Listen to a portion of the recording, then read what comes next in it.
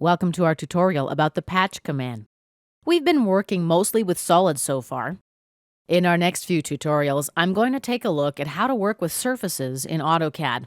You might have thought AutoCAD was only a 2D drafting program, but in fact, AutoCAD does give you quite a bit of flexibility if you're working with surface design and modeling. I'll start by placing some geometry, an axis end ellipse. Let's specify the first endpoint of the major axis. Switch ortho on. Now the length of the major axis, let's say 12 units. And the minor axis length, let's say 6 units. Now I'll toggle ortho off.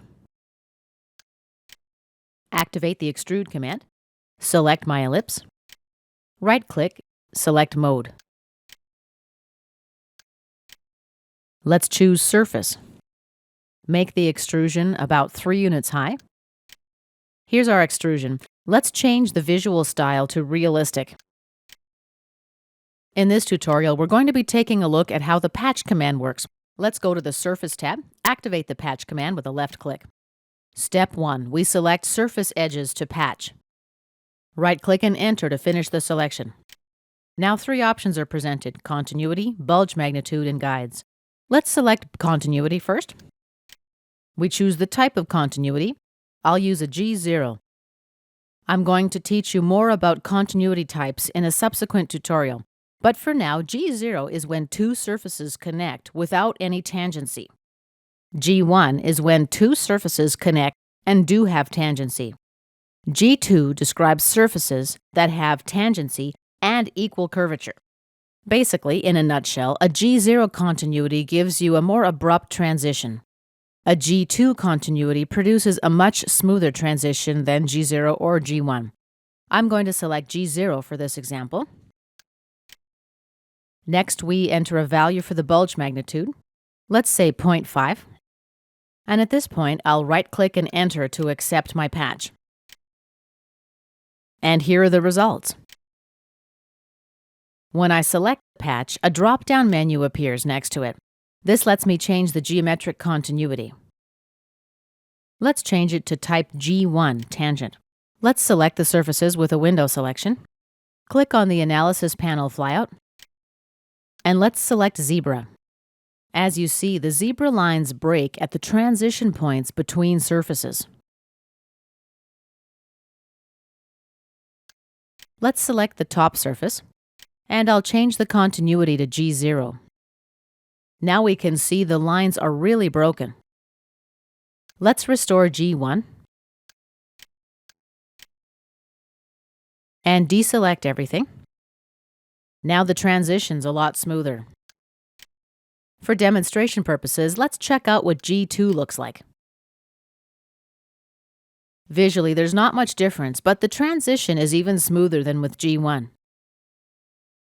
You can turn Zebra off by typing Analysis Zebra. Just start typing the term and then you can scroll down and select it from the list of suggestions. Right-click, turn off. To change the bulge magnitude, select the surface. Expand the Properties panel. Here's the Patch Bulge property. Let's change it to 0.75. Press Enter to register. And you can see in model space how the shape of the patch changes significantly. Bulge patch magnitude is usually between 0 and 1. What this does is set the roundness of the patch surface edge, where it connects with the original surface. Let's select and delete this surface. And now let's create a few guide curves. We'll go to the Home tab, and from the Draw panel, activate the Spline command. Let's create a 3-point spline. Right-click and enter to close the tool. Now let's drop a line that connects the first and third points of the spline. We'll just snap to both points, right-click and enter to close the tool. Activate 3D Rotate now so that we can rotate the spline 90 degrees. Select the spline. Right-click to finish the selection. Now specify the base point. It'll be the midpoint of the line. Select the rotating axis and enter a value, 90 degrees. Press Enter. Now let's rotate our geometry. We can see here that the spline isn't tangent to the surface. Let's learn how to fix that. Select Edit Spline from the Modify panel. Select the spline. Now let's choose Fit Data from the drop-down menu. Tangents. Let's select the bottom quadrant on this side and this side as my tangent points. Right-click and enter. And right-click Enter again to close the tool. Let's rotate our model a little bit. As you can see, the spline does look better. Let's create a couple more guide curves. Let's activate the Ellipse command. Select the first axis endpoint, other endpoint to the same axis, and the minor axis. Let's drop another line between this midpoint and the quadrant right here. Right-click and enter to close the tool. I'm going to divide this line into 3 equal parts. To do so, I'll use the Divide tool. Expand the Draw Panel menu flyout. Here's the Divide command. Before doing so, let's change the point style type. You might remember how to get there. We type in DDP type.